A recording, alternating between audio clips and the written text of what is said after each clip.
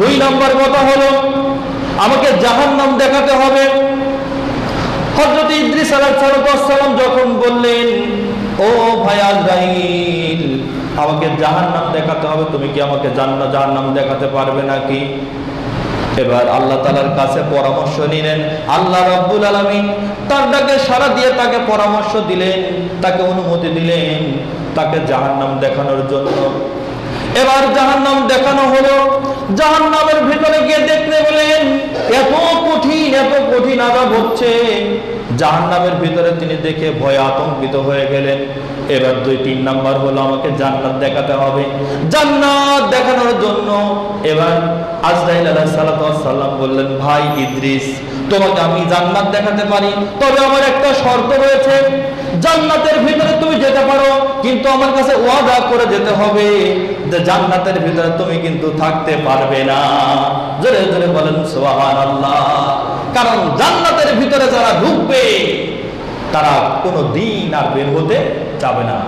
জান্নাতের ভিতরে এমন নিয়ামত আল্লাহ তাআলা দিয়েছেন যে চক্ষু কোনোদিন দেখেনি, যে হাত কোনোদিন স্পর্শ করেনি, যেই অন্তর কোনোদিন অনুধাবন করতে পারেনি, চিন্তাই করতে পারেনি, এত সুন্দর জান্নাত। তবে আমার কাছে ওয়াদা দিতে হবে ওই জান্নাতের ভিতরে কোনো মানুষ ঢুকলে আর বের হতে যাবে না। ইদ্রিস আলাইহিস সালাম বললেন, আচ্ছা, আমি আপনার কাছে ওয়াদাবদ্ধ হয়ে গেলাম, জান্নাতের ভিতরে ঢুকলে আমি বের হয়ে আসব। এবার আজরাইল ফেরেশতা তাকে জান্নাতের কাছে যখন নিয়ে গেল, জান্নাতের ভিতরে নিয়ে যাওয়ার কারণে এবার তিনি জুতা রেখে জান্নাতের ভিতরে ঢুকে পড়লেন। জান্নাতের ভিতরে ঢুকে পড়ে এবার দৌড়ায় এসে বের হয়ে আসলেন। বের হয়ে এসে নিজে আবার জান্নাতের ভিতরে প্রবেশ করলেন। জোরে বলেন সুবহানাল্লাহ। উনি জান্নাতের ভিতর থেকে বের হয়ে আসলেন, ঢুকে বের হলেন, আবার দ্বিতীয়বার একাই দৌড়তে জান্নাতের ভিতরে প্রবেশ করলেন। জোরে বলেন সুবহানাল্লাহ। এবার আজরাইল বলল, ভাই বের হয়ে আসো। বলল, না না, আমি আর বের হচ্ছি না। তোকে আপনি তো ওয়াদা দিয়েছিলেন যে আপনি জান্নাতের ভিতরে ঢুকবেন আবার বের হয়ে আসবেন। তো বললো, আমি তো বের হয়েছিলাম, আমি আবার দ্বিতীয়বার ঢুকে পড়ছি আমার নিজের ইচ্ছায়। জোরে বলেন সুবহানাল্লাহ।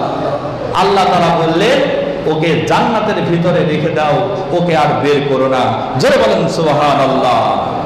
সেই ইদ্রিস আলাইহিস সালামের সাথে দেখা হয়ে গেল। এরকম অনেক বড় ঘটনা আছে, আমি সংক্ষেপে যাচ্ছি। এরপর আল্লাহ রাব্বুল আলামিনের কাছে চলে গেলেন। আল্লাহ তাআলা তাকে জিজ্ঞাসা করলেন, বন্ধু, এক বন্ধু যখন আর এক বন্ধুর কাছে আসে তখন কিছু উপঢৌকন নিয়ে আসে। এটা তো নিয়ে আসা সুন্নত, উপঢৌকন নিয়ে আসা সুন্নত। তুমি আমার জন্য কি নিয়ে এসেছো? আল্লাহর নবী জনাবে মুহাম্মদুর রাসূলুল্লাহ সাল্লাল্লাহু আলাইহি ওয়াসাল্লাম তখন বললেন, আত্তাহিয়াতু লিল্লাহি ওয়াস সালাওয়াতু ওয়াত তাইয়্যিবাতু। আত্তাহিয়াতু লিল্লাহি ওয়াস সালাওয়াতু ওয়াত তাইয়্যিবাতু, এটা কি আপনারা জানেন নাকি? এটা জানেন না? আমরা নামাজে বসি, এই জন্য কিন্তু বলা হয়েছে as-salatu মিরাজুল মুমিনিন, নিশ্চয়ই নামাজ মেরাজ স্বরূপ মুমিনদের। জোরে বলেন সুবহানাল্লাহ। আল্লাহর নবী তিনি বললেন, আত্তাহিয়াতু লিল্লাহি ওয়াস সালাওয়াতু ওয়াত তাইয়্যিবাতু। এই পর্যন্ত তিনি বললেন যে আপনি পবিত্র, আপনি মহান, যাবতীয় প্রশংসা আপনার জন্য, এইগুলো আমি আপনার জন্য নিয়ে এসেছি। এবার আল্লাহ তাআলা বললেন, আসসালামু আলাইকা আইয়ুহান নাবিয়্যু ওয়া রাহমাতুল্লাহি ওয়া বারাকাতুহু। জোরে বলেন সুবহানাল্লাহ। আল্লাহ রাব্বুল আলামিন বললেন, হে নবী, হে, আর তোমার জন্য আমি আল্লাহ তাআলা দিয়ে দিলাম আমার যত বরকত, যত রহমত রয়েছে সমস্ত কিছু আপনার জন্য ঢেলে দিলাম। জোরে বলেন সুবহানাল্লাহ। আপনি আমাকে দিলেন তয়্যিবা, প্রশংসা, সমস্ত কিছু, আর আমি আপনাকে দিলাম যত রহমত, যত কিছু আছে আমি আপনার উপর ঢেলে দিলাম। আল্লাহ তাআলা নবী বললেন, না না, এইগুলো আমি একা নেব না, এইগুলো আমি নেব না, ইবাদিল্লাহিস সলিহিন। জোরে বলেন সুবহানাল্লাহ। এগুলো শুধু আমার উপর দেওয়ার দরকার নেই, আল্লাহ দুনিয়াতে আমার উম্মতিরা যারা আপনার ইবাদত করে আল্লাহ কিছু অংশ তাদের উপর দিয়ে দেন। জোরে বলেন সুবহানাল্লাহ। আল্লাহর নবী মিরাজে গিয়েও আমাদেরকে তিনি ভোলেননি। আল্লাহর নবীকে নিয়ে বিভিন্ন কিছু দেখানো হলো, জান্নাত দেখানো হলো, জাহান্নাম দেখানো হলো। জান্নাতের ভিতরে আল্লাহর নবীকে যখন নিয়ে যাওয়া হলো, আল্লাহর নবী জান্নাতের ভিতরে প্রবেশ করে দেখে আশ্চর্য হয়ে গেলেন। জান্নাতের এত সুন্দর নাজ নিয়ামত, জান্নাতটা এত সুন্দর। জান্নাতের একটা ইট হলো স্বর্ণের, আর একটা ইট রৌপ্যের। জান্নাতটা এরকম এত বড়, জান্নাতের নিচে রয়েছে নহর প্রবাহিত হয়ে গেছে, দুধের নহর প্রবাহিত হয়ে গেছে, শরাবের নহর প্রবাহিত হয়ে গেছে। জান্নাতের ভিতরে এত সুন্দর নাজ নিয়ামত। মানুষ যখন জান্নাতের ভিতরে প্রবেশ করবে তখন আদম আলাইহিস সালামকে 60 গজ পর্যন্ত আদম আলাইহিস সালামকে আল্লাহ তাআলা তৈরি করেছিলেন। 60 গজ মানে 120 হাত। যখন মানুষকে জান্নাতের ভিতরে প্রবেশ করা হবে, আল্লাহ তাআলা বলেছেন আদম আলাইহিস সালামকে যেভাবে 60 গজ পর্যন্ত তৈরি করেছিলাম, মানুষগুলোকে ওইরকম 60 গজ পর্যন্ত আমি আল্লাহ তাআলা পয়দা করে দেব। জোরে বলেন সুবহানাল্লাহ। আপনি যখন জান্নাতে ঢুকবেন তখন আপনার উচ্চতা হবে 60 গজ। জোরে বলেন সুবহানাল্লাহ। আপনার চেহারা এরকম থাকবে না। একজন কালো মানুষও কিন্তু জান্নাতের ভিতরে প্রবেশ করবে না। আল্লাহর নবী এই জান্নাতের বর্ণনা দিচ্ছিলেন, হঠাৎ করে তিনি বললেন যে সমস্ত মানুষ কালো মানুষ রয়েছে, এই সমস্ত মানুষগুলো জান্নাতে প্রবেশ করবে না। কালো মানুষ জান্নাতে যাবে না। এক কালো ব্যক্তি দাঁড়িয়ে তিনি কান্না শুরু করে দিলেন, ইয়া রাসূলুল্লাহ, আমার বোধহয় আর জান্নাতে যাওয়া হচ্ছে না। আল্লাহর নবী বললেন, চিন্তার কোনো কারণ নাই। তোমাকে যখন জান্নাতের ভিতরে প্রবেশ করানো হবে, আল্লাহ তাআলা তোমার চেহারাটা ইউসুফ আলাইহিস সালামের মতন চেহারা তৈরি করে দেবে। জয় বলেন সুবহানাল্লাহ। ইউসুফ আলাইহিস সালামের মতন চেহারা তৈরি করে দিবেন। ইউসুফ আলাইহিস সালামকে এত সুন্দর আল্লাহ তাআলা চেহারা দিয়েছিলেন, পৃথিবীর অর্ধেক চেহারা তার ছিলেন। জয় বলেন সুবহানাল্লাহ। ইউসুফ আলাইহিস সালামকে দেখে তদানীন্তন সময় পর মহিলারা হাত কাটতেছে কি আপনার লেবু কাটতেছে, ওইটা তিনি ভুলে যেতেন। জোরে বলেন সুবহানাল্লাহ। এত সুন্দর চেহারা, একবার যদি তার দিকে তাকাতেন মহিলারা অন্য দিক তাদের নজর ফিরাতে পারত না। এরপরে কণ্ঠগুলো আল্লাহ তাআলা জান্নাতি ব্যক্তিদের কণ্ঠ হবে, এত সুন্দর কণ্ঠ হবে। হযরত দাউদ আলাইহিস সালামের যে কণ্ঠ দিয়েছিলেন আল্লাহ রাব্বুল আলামিন, হাদিস শরীফে এসেছে, কুরআনুল কারীমের ভিতরে বর্ণনা রয়েছে, তাফসীরের ভিতরে এসেছে, দাউদ আলাইহিস সালাম যখন জবর কিতাব তেলাওয়াত করতেন তখন আকাশ দিয়ে পাখিগুলো উড়ে যেতে যেতে আর যেতে পারতেন না, তারা বসে পড়তেন। এসে দাউদ আলাইহিস সালামের চতুর্দিক দিয়ে ঘিরে তার তাওরাত, জাবর, কোরআন, জাবর তেলাওয়াত করা তিনি শুনতেন। জোরে বলেন সুবহানাল্লাহ। জাবর কিতাব তেলাওয়াত করা শুনতেন। এত সুন্দর তার কণ্ঠ ছিলেন, আপনার কণ্ঠটা আল্লাহ ওই রকম করে দেবেন। জোরে বলেন সুবহানাল্লাহ। জান্নাতের ভিতরে আল্লাহ এত সুন্দর চেহারা দিবেন, আপনার চেহারায় তাকায়, আয়নাতে তাকায় দেখবেন, আয়নার সামনে যায় এরকম ঘটনা এসেছে, আপনার চুল আস্তাতে আস্তাতে 70 বছর কেটে যাবে, আপনি নিজেও টের পাবেন না। কোন কোন জায়গায় 500 বছরের কথা বলা হয়েছে, আপনি টের পাবেন না। এত সুন্দর নাজ নিয়ামত। জান্নাতের ভিতরে যখন কোনো ব্যক্তি ঢুকবেন, মাছের কলিজা দিয়ে এক ধরনের খাবার তৈরি করে দেওয়া হবে, ভুনা খিচুড়ি দিয়ে তাদেরকে আপ্যায়ন করা হবে। জোরে বলেন সুবহানাল্লাহ। জান্নাতের ভিতরে নাচ গান হবে। জান্নাতের নাচ গান হলো, ওখানে একটা গান হবে, নাহনু ফালানাতু ফালানামিতু তুবালিমান কানালানা অকুল্লানাহু। জোরে জোরে বলেন সুবহানাল্লাহ। জান্নাতের ভিতরে অপরন্ত নিয়ামত বলে শেষ করা যাবে না। মানুষগুলো বিদ্ধ হবে না, মানুষগুলো বিদ্ধ হবে না। আপনার খাবার সামনে দিয়ে উড়ে যাবে, পাখি উড়ে যাচ্ছে, মনে হবে আহারে এত সুন্দর পাখি, যদি এই পাখির গোস্তটা খেতে পারতাম মনে তৃপ্তি হতো। ওই পাখি আপনার হাতের পর বসে আসবে, জোরে বলেন সুবহানাল্লাহ। পাখি যখন উড়ে এসে আপনার হাতের পর বসে যাবে, তখন ওই পাখি জিজ্ঞাসা করবে, আটা কুলুনি, আটা কুলুনি, আপনি কি আমাকে খাবেন? আপনি যদি বলেন নাম, হ্যাঁ, বলার সঙ্গে সঙ্গে আল্লাহর নবী বলেছেন ওই পাখিটা ভুনা হয়ে যাবে আপনার সামনে। আপনি খেয়ে হাড় গুলো ফেলে দিবেন, আবার একত্রিত হয়ে পাখি ঘুরে আকাশ দিয়ে উড়ে যাবে, জোরে বলেন সুবহানাল্লাহ। নিয়ামতের শেষ হবে না, এত সুন্দর নিয়ামত। জান্নাতি ব্যক্তিদের কিন্তু পায়খানা হবে না, পোশাক পায়খানার ব্যবস্থা নাই। একটা ঢেকুর উঠবে, আপনার সমস্ত পেট ক্লিয়ার হয়ে যাবে, জোরে বলেন সুবহানাল্লাহ। মধুর নহর, শরাবের নহর, দুধের নহর প্রবাহিত হয়ে যাচ্ছে। আপনি মনকে মন দুধ খেয়ে যাবেন, আপনার ক্ষুধা নিবারণ হবে না, আপনার তৃপ্তি হবে না, মনে হবে খেয়েই যাই, খেয়েই যাই। জান্নাতের ভিতরে আপনারা এরকম একটা তালা রয়েছে, কুরআনুল কারীমের এক একটা আয়াত বলবেন, আর এক একটা তালার ভিতরে আল্লাহ তাআলা উঠায় দিবেন, জোরে বলেন সুবহানাল্লাহ। এই জন্য আমাদের কোরআন শেখা দরকার, আছে কিনা বলেন? আমাদের ছেলেদেরকে, আমাদের মেয়েদেরকে কোরআন তেলাওয়াত করার দরকার। কারণ আপনার ছেলে যদি কোরআন তেলাওয়াত করা হয়ে যায়, আপনি যখন মৃত্যুর সময় এসে যাবে, ওই মৃত্যুর সময় আপনার ছেলে যখন পাশে বসে কোরআনুল কারীম তেলাওয়াত করবে, সূরাতুল ইয়াসিন যখন তেলাওয়াত করবে, তখন আপনার কাছে শয়তান আসতে পারবে না, আপনার জানটা আসানের সাথে কবজ হয়ে যাবে, জোরে বলেন সুবহানাল্লাহ। এই জন্য তো কবি সুন্দর করে বলেছেন, কোরআন শেখাও ছেলে মেয়েকে ওহে মুসলমান, জান কবজের কালেই তোমার হইব রে আশা। একটি ছেলে আলেম হলে,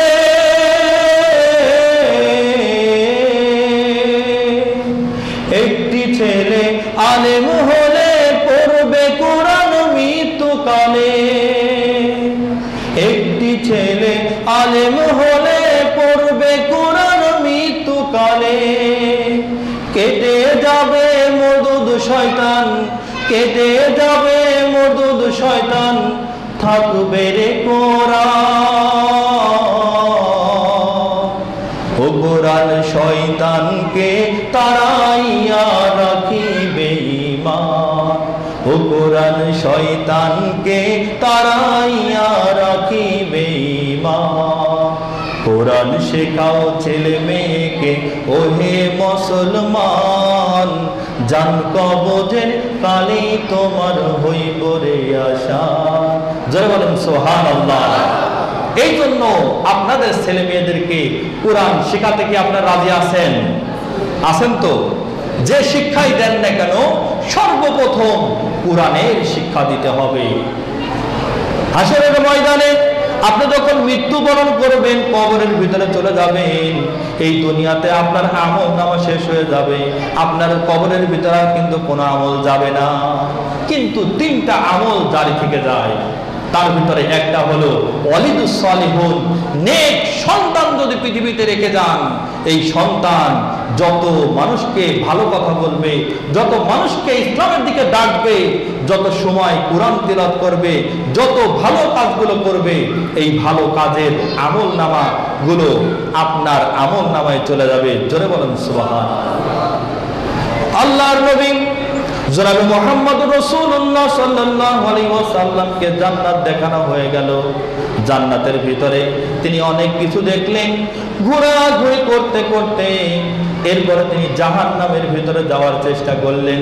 আল্লাহ তাআলার কাছে বললেন, আল্লাহ তাআলা আমাকে জাহান্নাম দেখার তৌফিক দিয়ে দাও। আল্লাহ রাব্বুল আলামিন জিবরাইল ফেরেশতাকে ডাক দিয়ে বলেন, ও জিবরাইল, আমার নবীকে জাহান্নামের কাছে নিয়ে যাও, জাহান্নামের কাছে নিয়ে যাও। জাহান্নামের কাছে যখন নিয়ে গেলেন, তিনি দেখতে পেলেন জাহান্নামের কাছে বিশাল একটা আকৃতির একটা ফেরেশতা দাঁড়িয়ে আছে। এমন বড় আকৃতির ফেরেশতা, সেই ফেরেশতার আকৃতি বর্ণনায় প্রকাশ করা যাবে না, এমন আতঙ্ক অবস্থায় বসে আছে। তাকে ডাকতে হলো, ও প্রথম ডাকে তিনি উত্তর দিলেন না, দ্বিতীয়বার ডাক দেওয়া হলো উত্তর দিলেন না, তৃতীয়বার ডাকেই তিনি ধুসমুচে উঠলেন। তিনি এরকম ধুসমুচে উঠলেন। ওঠার পরে তিনি বললেন, আপনি কে? তখন বললেন, আমি। জিবরাইল ফেরেশতা বললেন, ইনি হলেন আখিরি জামানার নবী জনাবে মুহাম্মদ রাসূলুল্লাহ সাল্লাল্লাহু আলাইহি ওয়াসাল্লাম। তিনি জাহান্নাম দেখতে এসেছেন। আল্লাহর নবীকে আল্লাহ তাআলা তার আমন্ত্রিত মেহমান হিসেবে মেরাজের রজনীতে নিয়ে এসেছেন, যার কারণে তিনি জাহান্নাম দেখতে এসেছেন। জোরে বলেন সুবহানাল্লাহ। জাহান্নামটা একটু দেখতে হবে। ইমাম মালিক ফেরেশতা, তার নাম ছিল মালিক ফেরেশতা। তিনি জাহান্নামের যত ফেরেশতা আছে 19 জন ফেরেশতা জাহান্নামটাকে এরকম নিয়ন্ত্রণকারী ফেরেশতা 19 জন, তার ভিতরে সর্বশ্রেষ্ঠ সর্দার হলেন মালিক ফেরেশতা। তিনি বললেন যে আপনাকে জাহান্নামের ভিতরে দেখানো যাবে না, এই জাহান্নামটা দেখানো যাবে না, এত মারাত্মক, এত নির্মম, এত নির্দয়, এই জিনিসটা আপনি সহ্য করতে পারবেন না। জোরে বলেন সুবহানাল্লাহ। মালিক ফেরেশতাকে জিজ্ঞাসা করা হলো, মালিক ফেরেশতা, অন্তত পক্ষে এটা তো বলো, এই জাহান্নামের গভীরতাটা কতটুকু হতে পারে? জাহান্নামের গভীরতাটা কতটুকু হতে পারে? জাহান্নামের একটু আগুনের বর্ণনা কি দিতে পারো? এবার মালিক ফেরেশতা বলল, অত কিছু বলতে পারবো না। এই জাহান্নামটা যখন 1000 বছর পর্যন্ত জাহান্নামের আগুনটা পুরানো হলো, পুরাতে পুরাতে আগুনের রং হয়ে গেল সাদা। এরপরে যখন আর 1000 বছর পর্যন্ত পুরালো, আগুনের রং হয়ে গেল কালো লাল। এরপরে 1000 বছর পর্যন্ত যখন পুরালো, এই আগুনের রং হয়ে গেল কালো। এই পর্যন্তই জানতে পারি, আর বাকি আমি বলতে পারবো না। 3000 বছর পর্যন্ত জাহান্নামের আগুনকে পোড়ানো হয়েছে। জোরে বলেন সুবহানাল্লাহ। আগুনের রং দুনিয়ার আগুনের মতন কিন্তু নয়, এত কঠিন আগুন। এই আগুন যদি পাহাড়ের উপর রাখা হতো, সমস্ত পাহাড় পুড়ে ছারখার হয়ে যেত সামান্য একটুখানি আগুন। পাহাড় কি পোড়াতে পারে? পাথরের পাহাড় কি পুড়তে পারে? আমার এটা ধারণা আসতো না। আল্লাহ তাআলা বলেছেন জাহান্নামের ভিতরে ইন্ধন হবে, ওর খড়ি হবে মানুষ এবং পাথর, মানুষ এবং পাথর। আমার ধারণায় আসতো না যে পাথর কি পড়ে। পরবর্তীতে আমি ডিসকভারিতে দেখেছিলাম আগ্নেয়গিরি লাভা, দেখছেন আপনারা? আগ্নেয়গিরি আগুনের ফলক, সমুদ্রের ভিতর থেকে, পাহাড়ের ভিতর থেকে আপনার পাথর পুড়ে এরকম পানি যেরকম স্রোত যায়, এরকম স্রোত চলে গেছে। জোরে বলেন সুবহানাল্লাহ। দুনিয়ার আগুনে যদি এরকম হয়ে থাকে, এর চাইতে লক্ষ লক্ষ কোটি কোটি টেম্পারেচার বেশি আগুন রয়েছে জাহান্নামের আগুন। জোরে বলেন সুবহানাল্লাহ। এর গভীরতা সম্পর্কে আপনি একটু বলুন। মালিক ফেরেশতা বলল, ইয়া রাসূলুল্লাহ, ইয়া হাবিবাল্লাহ, এত কিছু বলতে পারবো না। যখন জাহান্নামটা তৈরি করা হয়ে গেল, এই জাহান্নামটা তৈরি হওয়ার পর আমাকে আল্লাহ রব্বুল আলামিন ডাক দিয়ে বলল, মালিক ফেরেশতা, আপনি 500 মনের ওজনের একটা পাথর উপর থেকে ফেলে দেন। 500 মন ওজনের একটা পাথর ফেলে দেওয়ার পর, এখানে একটু মতভেদ আছে, বিভিন্ন রকম আলোচনা, তবে অধিকাংশ লোক বলেছেন 500 বছর পর মনে হলো যে এই পাথরটা একেবারে জাহান্নামের তলদেশ পর্যন্ত পৌঁছায় গেল। জোরে বলেন সুবহানাল্লাহ। আপনি চিন্তা করতে পারবেন না জাহান্নামের গভীরতা কত। 500 মণ ওজনের পাথর উপর থেকে নিক্ষেপ করার পর উনি কিন্তু যাচ্ছেই, পাথরটা যাচ্ছেই, যাইতে যাইতে যাইতে যাইতে একেবারে নিচ পর্যন্ত পৌঁছাতে আপনার 500 বছর সময় লেগেছিলেন। জোরে বলুন সুবহানাল্লাহ। আল্লাহর নবী যখন এই কথা শুনলেন, কাঁদতে কাঁদতে অস্থির হয়ে গেলেন। আল্লাহর নবীর 2 চোখের পানি ছেড়ে দিলেন, কাঁদতে কাঁদতে অস্থির হয়ে যাচ্ছে। আল্লাহ রব্বুল আলামিন জিবরাইল ফেরেশতাকে ডাক দিয়ে বলল, জিবরাইল, আমার নবীকে ওখান থেকে সরিয়ে নিয়ে আসো, আমার নবীকে ওখান থেকে সরিয়ে নিয়ে আসো। কারণ আমার নবীর অন্তরটা কোমল, মায়াবী অন্তর, রহমাতাল লিল আলামিন। আল্লাহ তাআলা বলছেন ওয়া আরসালনাকা ইল্লা রহমাতাল লিল আলামিন, আমি আমার নবীকে বিশ্ববাসীর জন্য রহমত স্বরূপ নাজিল করেছি। জোরে বলেন সুবহানাল্লাহ। এর কারণ হলো আমার নবীকে ওখানে রেখো না, এর কারণ হলো আমার নবীর রহমতের চোখের পানির এক ফোঁটা যদি ওই 3000 বছর পর্যন্ত যে আগুনটা আমি প্রজ্বলিত করেছি, ওই আগুনের ভিতরে আমার দয়ার নবী, মায়ার নবী, আমার দোস্ত জনাবে মুহাম্মদুর রাসূলুল্লাহ সাল্লাল্লাহু আলাইহি ওয়াসাল্লামের যদি চোখের পানিটা এক ফোঁটা ওই আগুনের ভিতরে পড়ে যায়, ওই আগুনটা নির্বাপিত হয়ে যাবে। জোরে বলেন সুবহানাল্লাহ। আপনারা জেনে খুশি হবেন, এই জাহান্নামের ভিতরে যে 19 জন ফেরেশতা রয়েছে, আমি একটা হাদিসে পড়েছি, এই 19 জন ফেরেশতা যখন জাহান্নাম তৈরি করা হয়ে গেল, এই 19 জন ফেরেশতাকে জাহান্নামের ভিতরে ঢুকাই দিতে চাইলেন, কিন্তু তারা ঢুকতে চাচ্ছে না, প্রচন্ড ভয়। কিন্তু যখন ঢুকতে চাচ্ছিলেন না, তারা ঢুকলেই তাদের গায়ে আগুন ধরে যাবে, তখন আল্লাহ রাব্বুল আলামিন একটা কবচ তৈরি করে তাদের গলার সাথে ঝুলাই দিলে, গলার সাথে ঝুলাই দেওয়ার কারণে ওই অনায়াসে জাহান্নামের আগুনের ভিতরে ঘোরাঘুরি করে, কিন্তু তাদের গায়ে আগুন ধরে না। জোরে বলেন সুবহানাল্লাহ। 19 জন ফেরেশতা। বিসমিল্লাহর বর্ণ কয়টা বলেন তো? বিসমিল্লাহর বর্ণ অক্ষর হরফ কয়টা? 19টা। বিসমিল্লাহর 19টা বর্ণ রয়েছে। তাদের কবজে আল্লাহ রাব্বুল আলামিন বিসমিল্লাহির রহমানির রহিম লিখে দিয়েছিলেন, যার কারণে তাদের গায়ে আগুন ধরতেছিল না। জোরে বলেন সুবহানাল্লাহ। অনেক বড় আলোচনা আছে ভাই, আপনি কি শেষ করে দেব?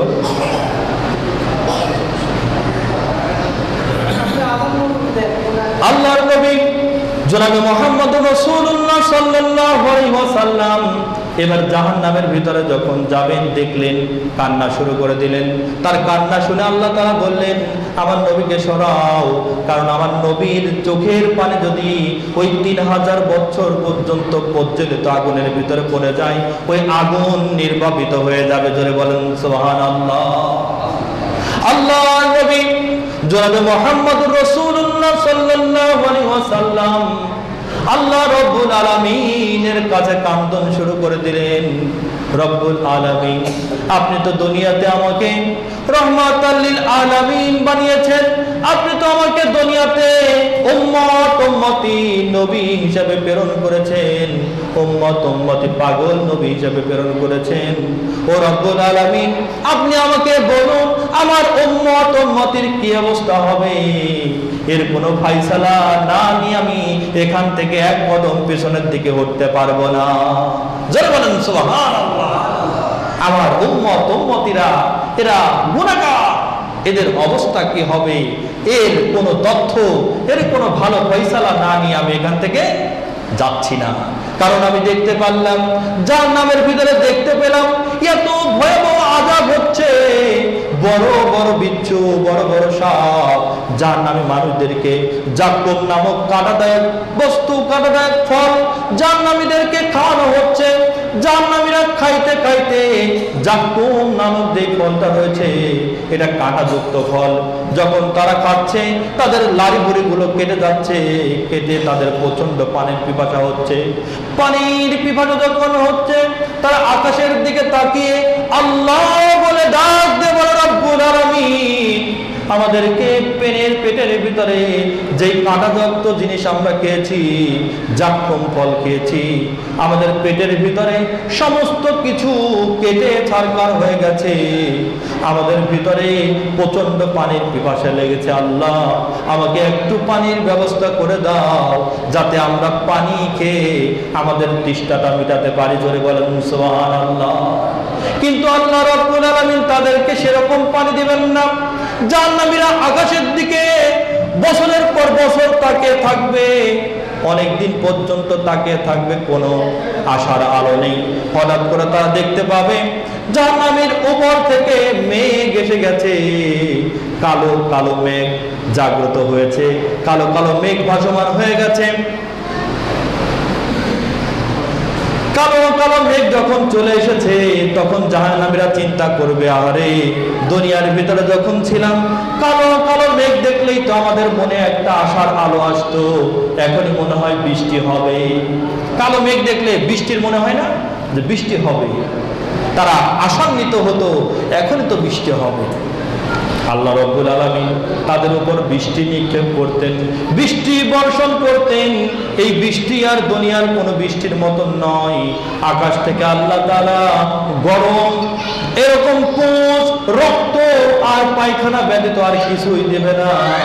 গরম পুঁজগুলো, গরম রক্তগুলো জাহান্নামের উপর থেকে পড়তে থাকবে। আকাশ থেকে যখন পড়তে থাকবে তারা হা করে থাকবে। তার গালের ভিতর দিয়ে গরম যখন পুঁজগুলো পড়বে, রক্তগুলো যখন পড়বে, তাদের পেছনের দরজা দিয়ে বের হয়ে চলে যাবে, টের পাবে না।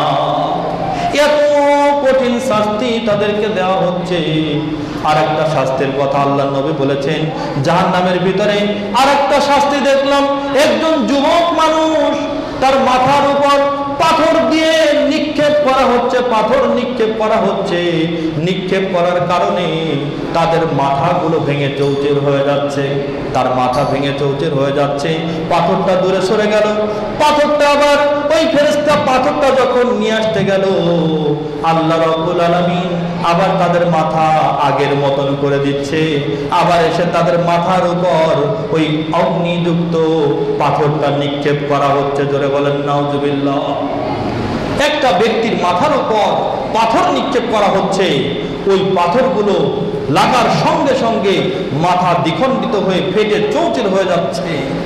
পাথরটা আবার নিয়ে আসতে যাচ্ছে, তখন তাদের মাথা আবার আগের মতো হয়ে যাচ্ছে।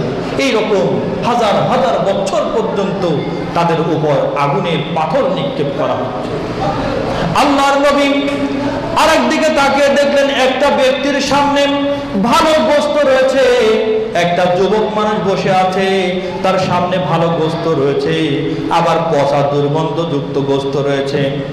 এই ব্যক্তিটা আফসোসের বিষয়, ভালো গোশত খাচ্ছে না, পচা দুর্গন্ধযুক্ত গোশত খাচ্ছে। জিব্রাইলকে ডাক দিয়ে বলেন, ইয়া আখি জিব্রাইল, ভাই, ও ভাই জিব্রাইল, এই মানুষটা এরকম অবস্থা কেন? ও তো ইচ্ছা করলে ভালো গোশত খেতে পারতো, কিন্তু এই মানুষটা খারাপ গোশত কেন খাচ্ছে? এটা কিছুই বুঝতে পারলাম না। জিব্রাইল আলাইহিস সালাম বললেন, ইয়া রাসূলুল্লাহ, ইয়া হাবিবাল্লাহ, এই মানুষটা হলো সেই মানুষ দুনিয়ার জিন্দেগিতে যার হালাল স্ত্রী ছিল, হালাল সতী সাধ্বী, নামাজি, পরহেজগারী, ফজরের নামাজ গুজারি, আসরের নামাজ গুজারি, মাগরিবের নামাজ গুজারি, এশারের নামাজ গুজারি। এই মানুষটা কি করত? তাহাজ্জুদ গুজারি একজন মহিলা ছিল, সতী সাধ্বী মহিলা ছিল।